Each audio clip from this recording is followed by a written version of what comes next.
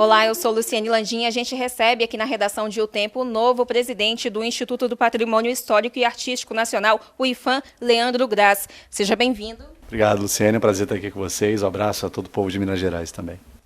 E a gente não tem como começar essa conversa com outro assunto a não ser o ato de terrorismo praticado no 8 de janeiro. Houve a apresentação de um relatório preliminar já sobre os danos causados. O senhor pode fazer um balanço sobre o que foi danificado, o que já tem registro disso? Sim, foi feito um relatório preliminar pelos técnicos do IPHAN. Esse relatório aponta os danos tanto nos bens imóveis, são as edificações, as estruturas, como também nos bens móveis, que são obras de arte, os próprios mobiliários, tanto do STF, do Palácio e do Congresso. É importante lembrar que o que é tombado é o conjunto arquitetônico, né? Toda essa estrutura da praça, incluindo a própria praça, os prédios. Os bens que estão dentro dos prédios são de gestão dos órgãos. O IPHAN está dando toda a orientação técnica, inclusive, para a recuperação, apoiando os acervos dessas instituições nesse processo de restauração. O relatório aponta vários desses danos, alguns vão precisar ser aprofundados para que a gente possa entender sobre as medidas necessárias para recuperá-los. Certamente alguma outra coisa vai ser irrecuperável, não tem como a gente restaurar. Mas isso agora é o próximo passo. Junto com esses acervos, olhar item por item, o que dá para restaurar, encaminhar, o que não dá. Já está acontecendo, inclusive. Vários itens do Congresso, por exemplo, do Palácio, já estão sendo restaurados. A gente tem também a recomposição de mobiliário, porque os órgãos têm condições já para fazer isso. Por exemplo, cadeiras que foram destruídas lá na Câmara dos Deputados já estão sendo repostas. E aos poucos a gente vai avançando nesse processo que não vai ser tão curto assim, vai ser longo para a gente concluir e entregar de novo a Praça dos Três Poderes ao povo do Brasil. Eu ia perguntar para o senhor exatamente isso. As primeiras ações são emergenciais, né, para restabelecer o funcionamento essencial dos prédios públicos e as pessoas, os funcionários, poderem voltar ao trabalho. Como que foi dividida, como foram divididas essas etapas? O que deve vir depois desses reparos essenciais, emergenciais? O que deve ficar por último? A gente já tem uma estimativa de quando a gente vai conseguir recuperar tudo que foi danificado e entregar tudo em perfeito estado? Cada instituição está fazendo o seu trabalho, o seu dever de casa, nesse sentido de recuperar o que é possível, e o IPHAN dando todo o suporte técnico, especialmente quando nós falamos das edificações, do conjunto arquitetônico. É difícil dizer quando isso vai ser concluído, justamente porque nesta fase nós estamos entendendo melhor qual é a profundidade de cada dano e começando já a pensar os projetos para que no médio e longo prazo eles sejam executados. Então são várias fases, é difícil precisar quando e também quanto vai custar. Não temos uma estimativa ainda. Como disse, cada acervo é de responsabilidade de uma instituição, e isso está sendo levantado por cada uma delas. A gente tem já algumas coisas recompostas que já estão gerando dispêndio financeiro, que as instituições já têm condições de fazer. Então, tanto o tempo quanto o valor, a gente ainda não tem como precisar. O senhor chegou a defender também que os vândalos paguem pelo que foi danificado. O ministro Alexandre de Moraes, do STF, chegou a bloquear bens de suspeitos de participação nesse ato de terrorismo do 8 de janeiro.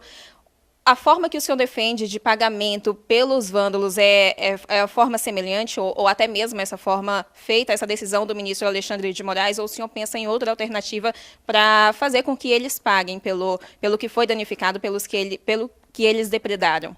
Essa sinalização de ressarcimento é da própria Justiça, também foi apontada por outros representantes do nosso governo, e é uma possibilidade, mas que a defesa eu vejo como uma possibilidade, uma oportunidade, até porque faz parte do devido processo legal uma viável e possível pena que tem a ver com ressarcimento. Mas isso é uma decisão judicial, uma decisão do sistema de justiça que nós vamos aguardar.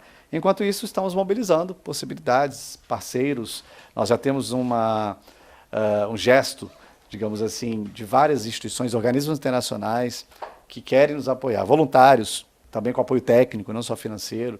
Vai ser, sem dúvida, um grande esforço coletivo. Até porque isso que foi destruído, isso que foi depredado criminosamente, não foi apenas um patrimônio, um equipamento do Estado brasileiro, ele é da sociedade brasileira. A violência, o estrago não é só material também, ele é simbólico, e isso é incalculável. É importante dizer, quanto custa uma obra do Di Cavalcanti? Podem estimar, né? Os curadores, os artistas, as pessoas que trabalham com obras de arte, podem estimar. Agora a gente nunca vai chegar a um valor que seja realmente consistente e dizer, olha, vale tanto. Tem um valor importante, que é o valor histórico, tem o valor simbólico, assim como todas as outras coisas. Portanto, nós vamos agora fazer essa parte que é de restauro, estimar valores, estimar processos e executar nos próximos meses. Foi falado, inclusive, em criar um canal de doações. Isso está sendo efetivado, essa ideia deve ser colocada em prática. E como deve funcionar esse canal? Eu, Luciene, posso doar se eu quiser, pessoa física? Isso ainda não foi devidamente desenhado nem regulamentado. Hoje mesmo nós já temos uma nova conversa, uma nova reunião que diz respeito a uma determinação da ministra Margarete Menezes de se constituir uma comissão. Essa comissão vai ser intersetorial, liderada pelo Ministério da Cultura, na figura da Jurema Machado, ex-presidente do IPHAN, uma grande gestora que tem, inclusive, uma grande experiência na área de patrimônio, participação do IPHAN, bem como da Presidência da República, da Casa Civil, entre outros órgãos. Muito em breve deve ser publicada uma portaria, um ato normativo da Presidência da República, formalizando essa comissão, que vai ter parceiros também para fora do poder público, da iniciativa privada, da sociedade civil, sobre como nós vamos receber essas eventuais doações, colaborações financeiras e também técnicas, vai ser estipulado por essa comissão. Tem prazo, tem alguma previsão de quando essa comissão deve começar a funcionar? E o senhor pode detalhar mais quais vão ser as atribuições dela? Essa comissão vai dar prosseguimento às recomendações que a área técnica do IPHAN fez. Por exemplo, na elaboração de projetos, na elaboração de ações de restauro e revitalização. A gente quer o mais rápido possível. Então, como eu disse, hoje a gente já tem uma primeira reunião, junto com a Jurema, que vai coordenar esse grupo pelo Ministério da Cultura, e espero que nos próximos dias a gente tenha novas etapas e vamos comunicar sem dúvida a vocês, porque a sociedade brasileira tem que saber como que vai se dar tudo isso, porque ela tem que acompanhar de perto e compreender que o que ocorreu não pode se repetir. Inclusive faz parte dos objetivos da ministra Margarete, do próprio presidente Lula, que seja construída uma memória desses fatos. A gente precisa que isso seja mostrado para as atuais e futuras gerações, para que não se repita, que é o que a política de memória provoca, é o que ela tem como intenção. Então, tudo isso está no nosso radar e a gente vai aos poucos realizando. Sobre essa memória que o senhor citou, que deve ser criada, há a proposta de criação de um memorial em defesa da democracia com os objetos e as obras de arte vandalizados. Como que deve ser feito esse memorial? Como deve funcionar? Em qual local? E a ideia é que as obras irrecuperáveis fiquem expostas para que a população veja o que foi feito e o que ocorreu nesse dia? A política de memória é muito importante, como eu falei, no sentido de explicar à sociedade, para que a gente fixe também uma perspectiva de futuro sobre todos esses fatos, porque não foi apenas depredação física, foi terrorismo, foi violência simbólica. E a ideia de um memorial, que é uma ideia defendida pelo presidente, pela Janja, pela ministra Margarete, tem a ver justamente com essa conexão do povo com a história, apontando para o futuro. Onde vai ser, o que vai ter lá dentro, ainda vai ser discutido. Nós vamos certamente acolher muitas sugestões e seguir a linha da política de memória que é feita em várias partes do mundo. Por exemplo, não só na Europa, mas também na África, em vários países da América Latina, você tem pontos de memória, como no Brasil também nós temos, em que lá, por exemplo, há fotografias, há registros audiovisuais, eventualmente até objetos que sinalizam, que representam aquilo que aconteceu, e acima de tudo uma mensagem, que é a mensagem. Tudo isso que foi contado aqui é para que não se repita. É isso que a gente pretende com esse novo espaço que deve ser construído também nos próximos meses. Eu quero abordar um pouco com o senhor agora sobre Ibanez Rocha, o governador do DF afastado depois desse ato do 8 de janeiro. O senhor disputou a eleição com ele para o governo do DF em outubro do ano passado, ficou em segundo lugar com 26% dos votos. O senhor vê responsabilização, o senhor vê responsabilidade do Ibanez no que aconteceu e também na atuação dele como comandante, vamos dizer assim, das forças que atuam no DF, das forças policiais, da própria Secretaria de Segurança Pública. E o senhor acha correto o afastamento dele do governo do DF nesse momento de investigação? O governador do Distrito Federal foi afastado por decisão do Supremo Tribunal Federal, não só pelo ministro Alexandre de Moraes, mas depois também pelo colegiado e posteriormente pelo Pleno do Supremo, com argumentos justificativas de omissão, né, que ele teria, de alguma maneira, se omitido na sua responsabilidade como governador. Eu vou aguardar e espero que a justiça, de fato, seja justa e seja coerente, né, com aquilo que a Constituição determina sobre o papel de alguém que tem a responsabilidade de preservar a ordem pública na capital do país. E, sem dúvida nenhuma, tudo que está acontecendo não é positivo para o Distrito Federal, não é positivo para o Brasil, no sentido político também, administrativo. O Distrito Federal é muito importante enquanto capital do país, mas também tem uma função fundamental de dar exemplo, né, para o resto do Brasil, de dar exemplo de administração, de dar exemplo de condução de gestão, de dar exemplo na responsabilidade, no trato com a coisa pública. Então eu espero mesmo que as instituições funcionem, não só o sistema de justiça conduzindo esse processo, mas também a Câmara Legislativa, que tem o poder de fiscalização sobre o governo, e as decisões sejam feitas baseadas naquilo que a lei determina. Falando um pouco agora sobre aqui no DF também, uma questão relacionada a Brasília, a gente tem uma situação que todo o conjunto urbanístico da cidade, ele é tombado. Foi uma cidade majoritariamente planejada durante a construção. E ao longo dos últimos anos, o senhor era deputado na Câmara Legislativa e acompanhou de perto, houve uma discussão sobre mudanças, a gente pode falar inclusive no projeto urbano, se esse não for o termo correto, o senhor pode me corrigir. E a gente vê Brasília crescendo, novas regiões surgindo, a gente tem aqui setores específicos, setor hoteleiro, setor de funcionamento da administração pública e com a ideia de expandir esses setores para abrir e flexibilizar que novas áreas entrem, ocupem. Como que o IPHAN deve atuar nesse sentido frente a esse tombamento que existe, que é importante destacar, né? E essas mudanças que estão em debate, estão em pauta? Como você disse, Brasília é patrimônio, o conjunto urbanístico, o conjunto arquitetônico de Brasília é patrimônio mundial, assim como Ouro Preto, foi a primeira cidade brasileira reconhecida como patrimônio mundial em 1980. Brasília foi reconhecida, tombada em 1987. E, nesse sentido, as alterações na área central de Brasília, nesse conjunto arquitetônico e urbanístico chamado de plano piloto, devem passar pelo crivo do IPHAN. O IPHAN vai atuar com a sua responsabilidade institucional, baseando-se na norma, na técnica e nas regras, nas leis, mas também observando as dinâmicas sociais, as dinâmicas da população, que demandam, obviamente, os ajustes, mas sem comprometer esse tombamento, obviamente sem afrontar o tombamento. Eu acompanhei na Câmara Legislativa ao longo desses últimos anos uma série de mudanças, inclusive com muito senso crítico, no sentido de que Brasília não pode ser desvirtuada. A gente acompanhou, por exemplo, a mudança de formatação do SIG, eventuais mudanças de formatação no eixo monumental. Existe uma legislação chamada de Plano de Preservação do Conjunto Urbanístico de Brasília, o PPCUB. Há um novo PPCUB na Câmara, neste momento, e o IPHAN vai acompanhar de perto toda essa discussão e toda essa votação que vai ser feita, para que não se afronte esse tombamento, não se afronte as características de Brasília enquanto patrimônio mundial, o que é muito importante para todos os brasileiros. Se houver uma tentativa, então, desse afronte, isso pode ser questionado e pode ser revertido. O IPHAN vai acompanhar tecnicamente. Nós temos uma responsabilidade institucional perante esse fato, perante esse processo. Não é uma opinião minha, não é uma visão minha, é uma visão da instituição que está amparada por um normativo que não é só local, também não é só nacional. Existem convenções, existem acordos, existem princípios mundiais sobre como lidar com áreas tombadas.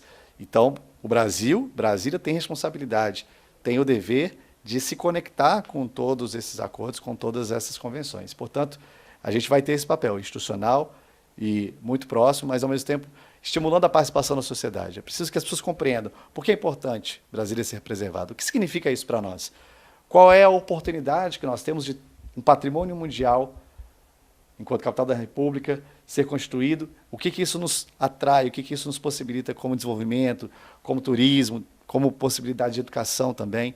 É essa a intenção do IPHAN. Bom, e o senhor acabou de assumir como presidente do IPHAN, já deu tempo, inclusive, de ter uma dimensão sobre o Instituto, de entender quais são as prioridades do IPHAN nesses próximos anos? Deu tempo, já há algumas semanas eu vinha dialogando com servidores, com técnicos, ex-presidentes. O IPHAN passou 4 anos numa situação muito delicada. Ele foi aparelhado ideologicamente. O IPHAN foi desvirtuado da sua função institucional. Os servidores foram muito machucados, foram isolados, não foram escutados. Então, existem várias demandas, várias tarefas a serem cumpridas nesses próximos dias e meses. Primeiro, resgatar a autoestima dos servidores e estabelecer um processo participativo interno, no regimento, nas decisões, nos encaminhamentos, uma relação mais aberta entre a direção do IPHAN, a presidência, com o corpo técnico. Existe um desafio também que é de ordem funcional do órgão, que é criar, que é reestruturar, estabelecer um parâmetro para as carreiras da cultura. Isso vale para o IPHAN, mas também para outros órgãos. Já estamos dialogando sobre isso. Não há um plano de carreira para que esses servidores permaneçam dentro da política cultural, para que sirvam no longo prazo. Nós temos também a necessidade urgente de rever o regimento interno que foi publicado no apagar das luzes pela última gestão e corrigir as distorções que foram provocadas nas superintendências, em que na última gestão ocuparam desde influencers, monarquistas, pessoas sem nenhum vínculo com o patrimônio, nenhum vínculo com a cultura, estavam lá dirigindo as superintendências. Isso já foi mapeado e nós vamos rapidamente restabelecer a responsabilidade técnica dessas superintendências com perfis que sejam adequados.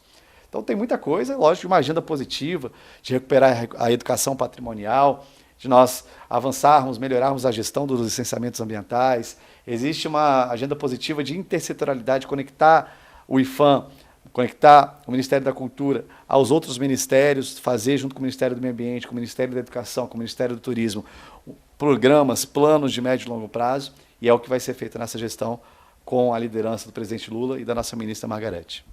Saindo um pouco do Plano Brasília e do Plano Federal, eu quero falar um pouco com o senhor sobre Minas Gerais. A gente acompanha anualmente um fenômeno que se repete, a destruição de cidades causadas pelas chuvas que acontecem às vezes por vários dias seguidos. E a gente tem em Minas Gerais cidades tombadas, cidades históricas. O IPHAN acompanha essa questão, acompanha a destruição causada nessas cidades e até o processo de recuperação delas?